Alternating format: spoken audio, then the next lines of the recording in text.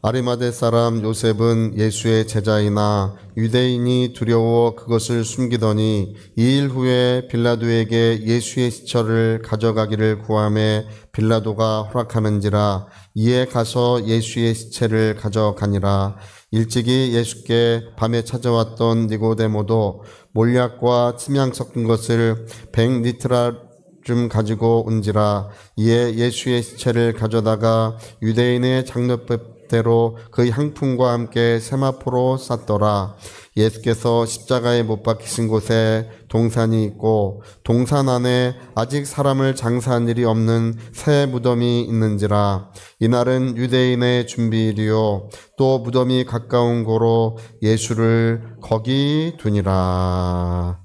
아멘. 네, 우리가 AD 30년 4월 6일, AD 30년 4월 6일은 이제 지금으로부터 이제 1995년 정도가 지났을 때입니다. 1995년 정도가 이전에 AD 30년 4월 6일 밤에 예수님은 이 겟셋마네라고 하는 동산에서 기도를 하시고, 겟셋마네 동산은 겟셋마네 정원이에요. 잘 꾸며진 정원입니다. 그래서 거기 기름 짜는 집이 거기에 있었기 때문에 겟셋마네 정원 기름 동산이라고도 불러요. 거기서 예수님은 야고보와 요한과 베드로를 데리시고 기도하신 다음에 그 산에서 내려오셨을 때 누가 예수님을 맞으러 왔습니까? 가롯 유다가 예수님을 맞으러 왔습니다. 그래서 이 대제사장들이 파견한 검과 몽치를 든 한 무리의 사람들과 같이 왔어요. 그래가지고 내가 입맞추는 분이 그분이시니 그분을 잡으라고 그들에게 가롯 유다가 미리 말해둔 상태고 서로 군호를 짠 상태예요.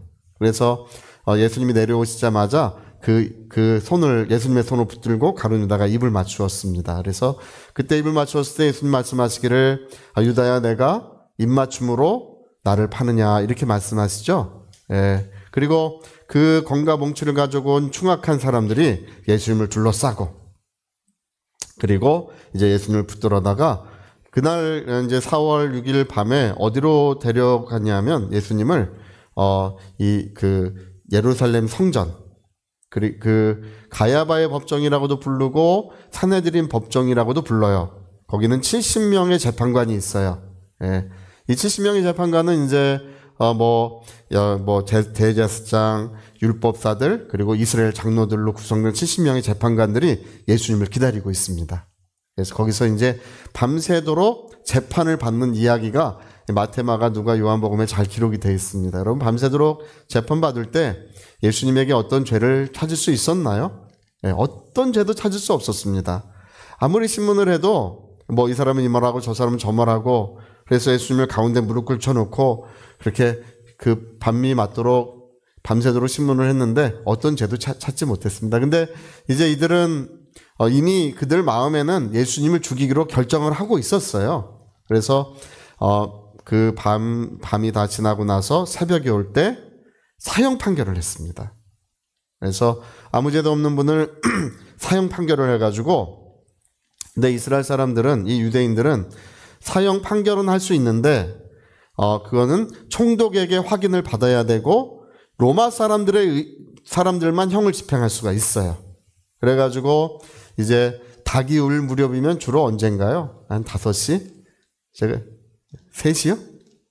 네, 3시? 막 어떤 닭은 3시에 울고 어떤 닭은 4시에 울고 5시에 울고 그러는 것 같아요. 제가 예전에 서울에 살 때 어떤 집이 닭을 키워가지고 주민들이 항의를 거세게 한 적이 있습니다. 그 닭은 한 5시쯤 울어요. 항상. 울 때 우는 것 같아요, 닭이.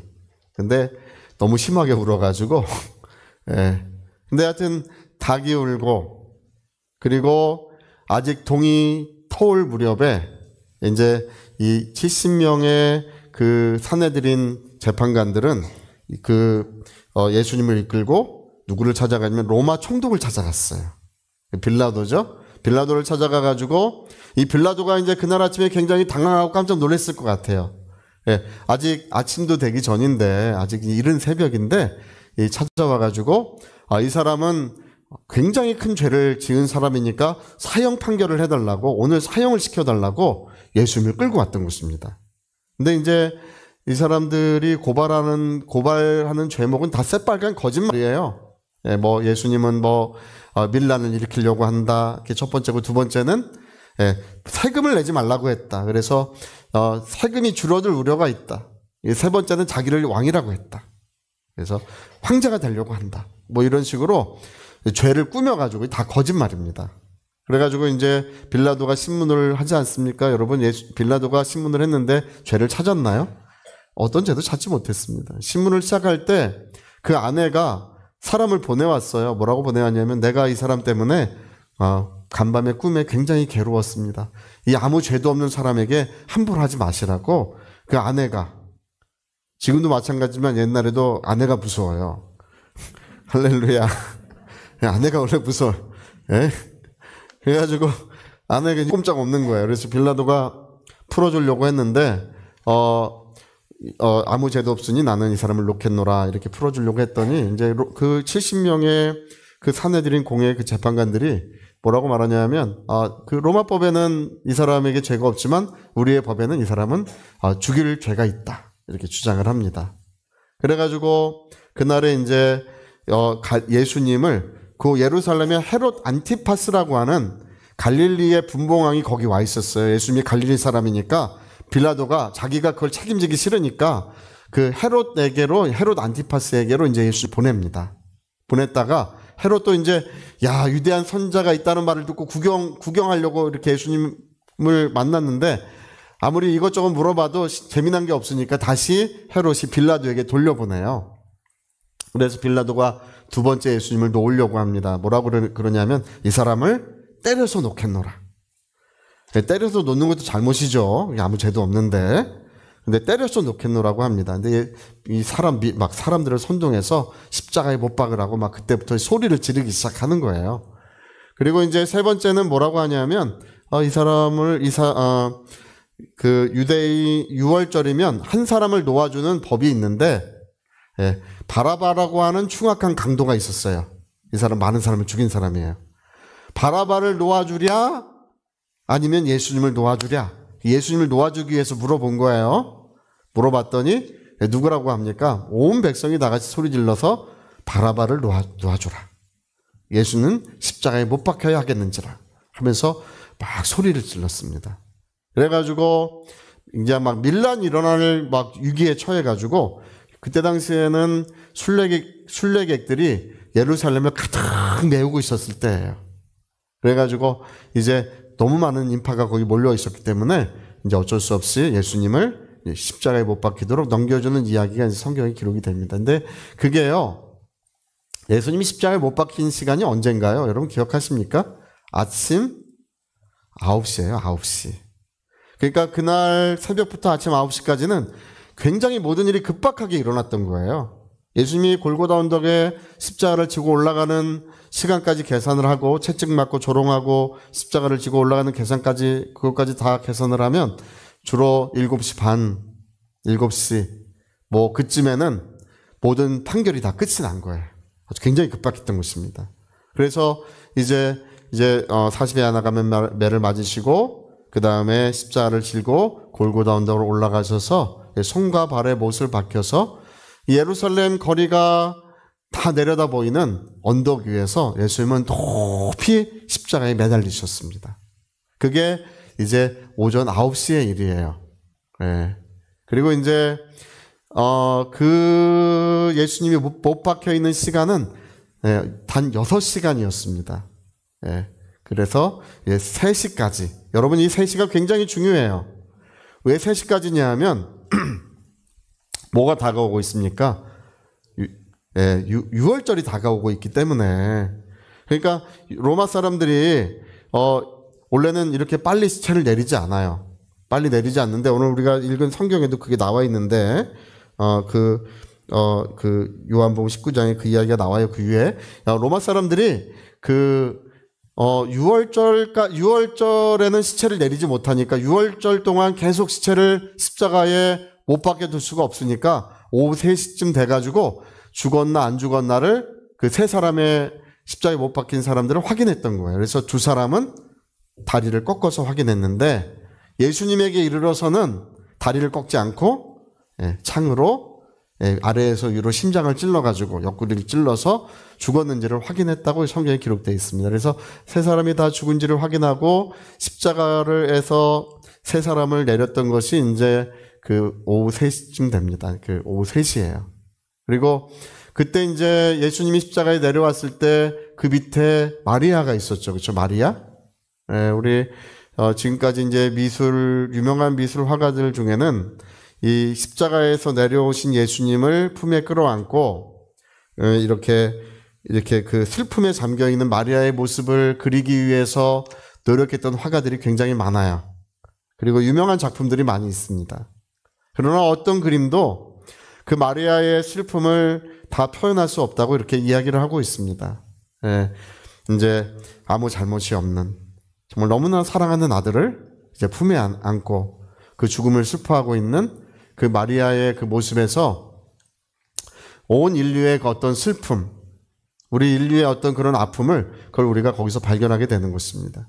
마리아가 예수님이 8살 때 할례를 하기 위해서 성전에 갔을 때 시므온이라고 하는 선지자가 마리아에게 이렇게 말했어요.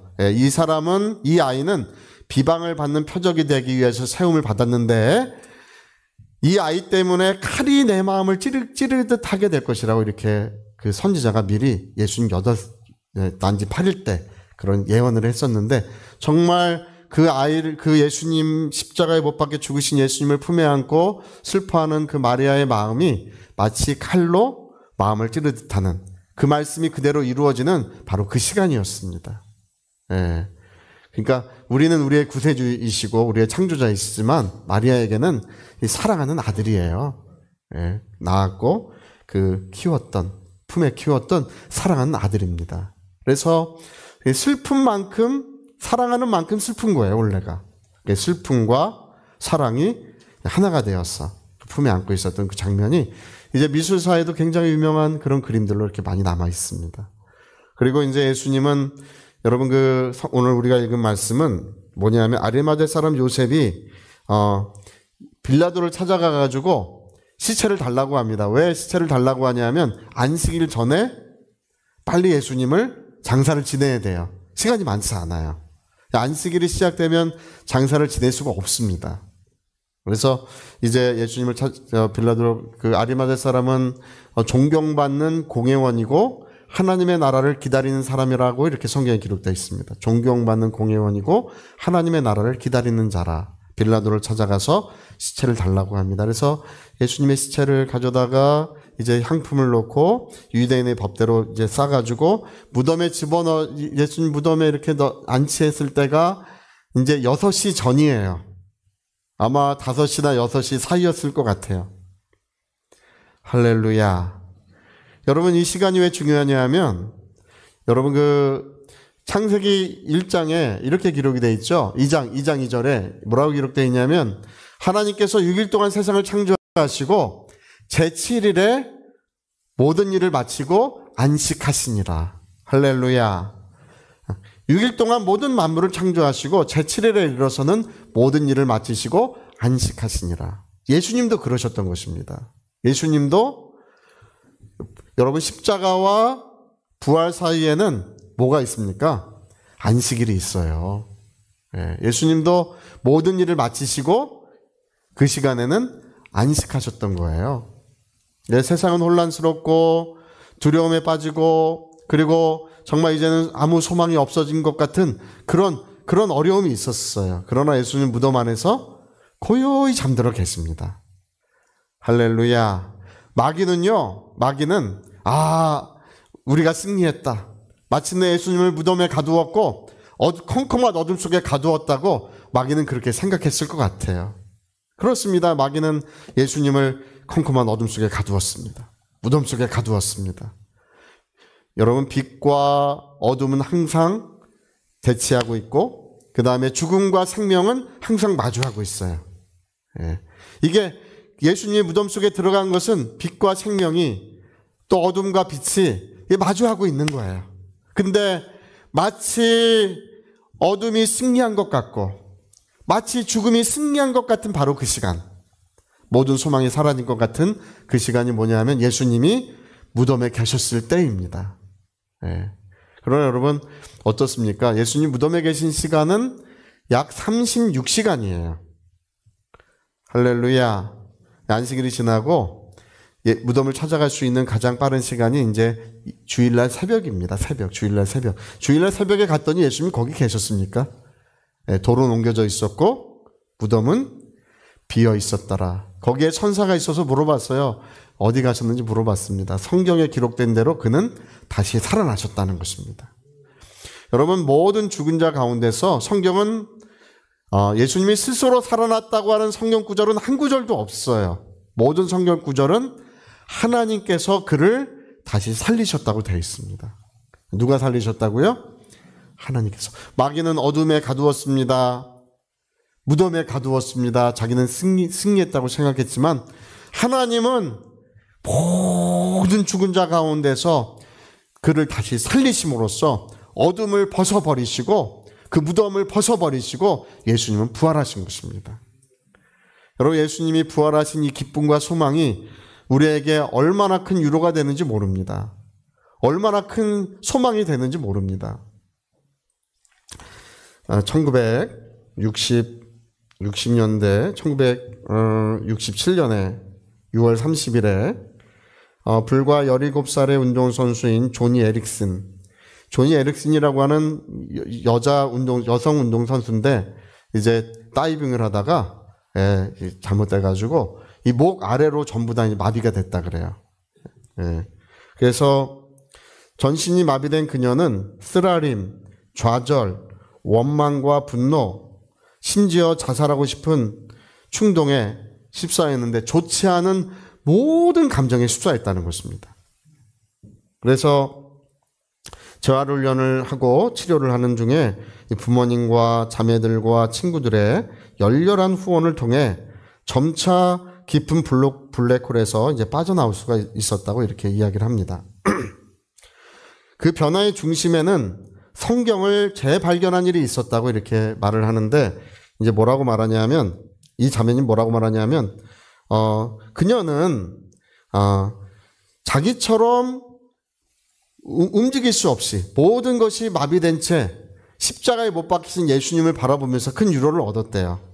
큰 소망을 얻었는데 무엇보다 예수님의 부활하신 예수님을 바라보며 큰 소망을 얻었다는 것입니다. 할렐루야. 이제 이 자매님이 조니 에릭슨이라고 자매님 뭐라고 말하냐면 나는 미래에 대한 소망이 있습니다. 정말 미래에 대한 소망이 있나요? 목 아래로 전부 다 마비가 된 거예요. 얼굴만 살아있어요. 아직 젊은 여성이 미래에 대한 소망이 있나요? 나는 미래에 대한 소망이 있습니다. 성경은 우리의 몸이 하늘에서 영화롭게 된다고 말했습니다. 할렐루야. 그때가 내가 여기에서 내가 이렇게 죽지만 그때는 내 발로 춤을 출 것입니다. 손가락은 오그러들어 구부러지고 근육은 사약해지고 무릎은 비틀거리고 어깨 아래로는 아무 감각이 없는 내가 언젠가는 가볍고 밝게 웃으며 강력하고 눈부신 의로 옷을 입고 그런 새로운 몸을 가지고 그렇게 기쁨을 누리게 될 것입니다. 이것이 나처럼 척추를 다친 사람에게 뇌 손상을 입은 환자 또는 조울증 환자에게 어떤 소망을 주는지 상상할 수 없을 것입니다. 이렇게 얘기를 했어요. 할렐루야. 여러분 오늘 많은 어려움에 처하고 고통에 처하는 많은 사람들, 아무 소망이 없을 것 같은 사람들에게도 예수님의 부활은 영광의 소망이 되고 있는 것입니다. 나도 예수님처럼 부활하게 될 것이다. 그래서 비교할 수 없는 그리스도라고 하는 책을 쓴 존 스토스 목사님은 이렇게 얘기합니다. 다른 어떤 종교나 철학도 새로운 몸과 정신을 약속하지 않습니다. 여러분 어떤 종교나 철학도 우리에게 새로운 몸을 약속하지 않아요. 오직 그리스도의 부활의 복음만이 상처 입은 사람들에게 이처럼 놀라운 소망을 주고 있다는 것입니다. 할렐루야. 여러분 예수님은 확실히 부활하셨습니까? 예수님은 지금 무덤에 계시지 않고 영광의 보좌에 계십니다. 그는 살아계십니다. 주님이 부활하신 것은 모든 사람들의 첫 열매가 되시고 저와 여러분들도 예수님처럼 부활하게 될 줄로 믿습니다. 예수님은 우리 모두가 부활한다고 하는 확실한 증거예요. 네, 여러분 오늘 존 스토츠 목사님이 이야기하는 것처럼 비교할 수 없는 그리스도, 어떤 것도 예수님과 비교할 수 없다는 것입니다. 바로 예수님의 부활은 모든 어려움을 처하고 고통을 겪고 있는 자에게 비교할 수 없는 큰 소망이 되고 있다는 것입니다. 네. 우리 얼마 전에 이제 몇 년 전 이야기입니다. 베네수엘라에서, 이 베네수엘라가 석유가 세계에서 두 번째인가 이렇게 많은 나라입니다. 근데 그 나라가 이제 석유 값이 떨어지고 봉쇄가 되고 해서 굉장히 어려움을 겪고 있어요. 그래서 미국의 어떤 크리스찬들이 이제 음식을 이렇게 기금을 모아가지고 음식을 사다 나르는 일을 했어요.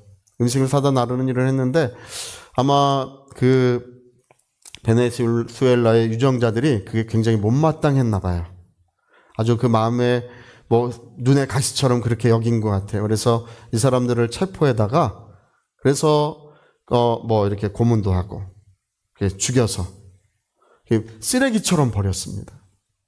그냥 쓰레기처럼 그렇게 여러분 음식을 굶주린 사람들에게 음식을 나눠주는 일이 정말 잘못된 일이 아니지 않습니까? 그것이 얼마나 좋은 일을 한 것입니까? 근데도 그것이 눈에 가시처럼 여겨가지고 죽여서 쓰레기처럼 버렸어요. 예. 근데 어떤 어떤 사진이 있습니다. 어떤 사진이 있냐면 이제 관이 있고 그 자매님, 어떤 미망인이죠. 남편이 이제 베네수엘라에서 죽어서 돌아온 거예요. 그 관 앞에 미망인이 서 있어요. 그리고 이 미망인은 이제 깊은 슬픔에 빠져 있어요. 남편을 잃었기 때문에, 사랑하는 남편을 잃어서 깊은 슬픔에 빠져 있고, 이제 이 자매님을 아는 사람들은 몇 발자국씩 떨어져서 이렇게 그 둘레로 이렇게 서서 이렇게 잠잠히 그를 위해서 기도를 해주고 있습니다. 이 자매님은 자기 죽은 남편을, 시체로 돌아온 남편을 대하고 있어요. 이 남편은 아무 죄가 없습니다. 이 남편은 음식이 없어 고통받는 사람들에게 음식을 나눠주기 위해서 그렇듯 좋은 일을 하기 위해서 헌신했던 사람이에요. 내 시체로 돌아온 남편 앞에서 이제 깊은 슬픔에 빠져 있지만, 그러나 이 자매님의 마음은 절망에 젖어들진 않는 것입니다. 여러분, 우리가 죽음을 맞이하고 있습니다. 저도 마찬가지고 여러분 다 마찬가지입니다. 우리는 언젠가 세상을 떠날 것입니다. 또 우리 자신들뿐 아니라 우리 사랑하는 가족들도 우리가 세상을 다 떠나가게 될 것입니다. 우리는 다 죽음을 맞이하고 있지만 이 자매님의 마음이 절망에 젖어들지 않는 이유는 뭐냐 하면 이 죽음 너머에 있는 영광의 부활을 바라보고 있기 때문에 그런 것입니다.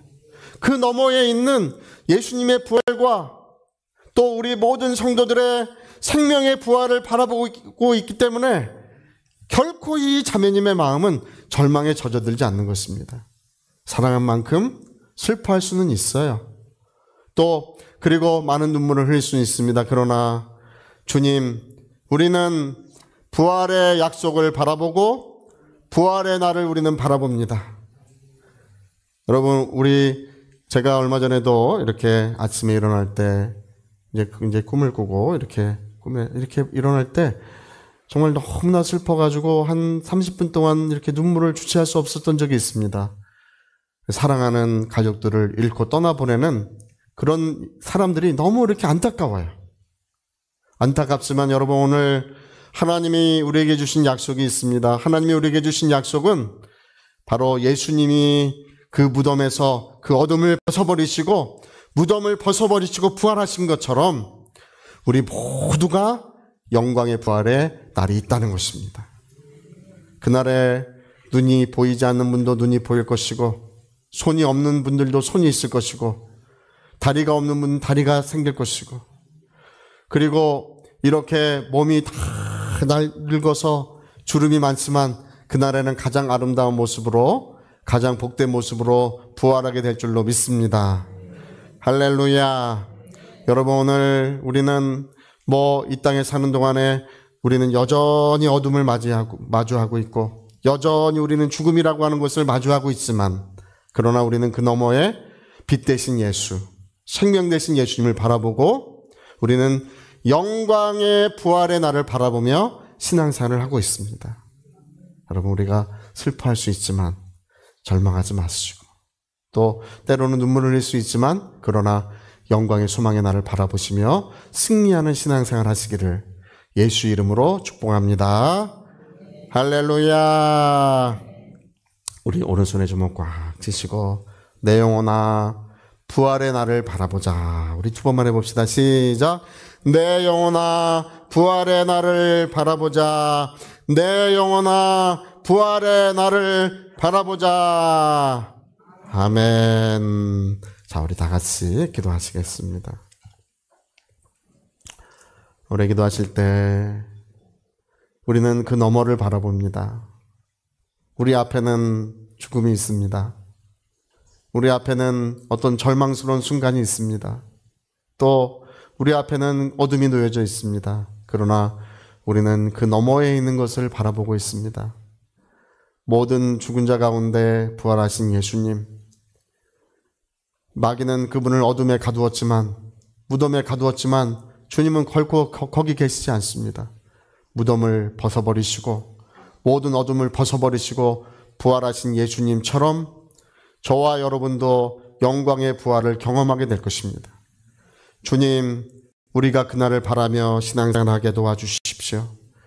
어떤 절망도 우리의 마음을 틈타지 않도록, 우리의 마음에 존재하지 않도록 우리의 영혼을 지켜주옵소서.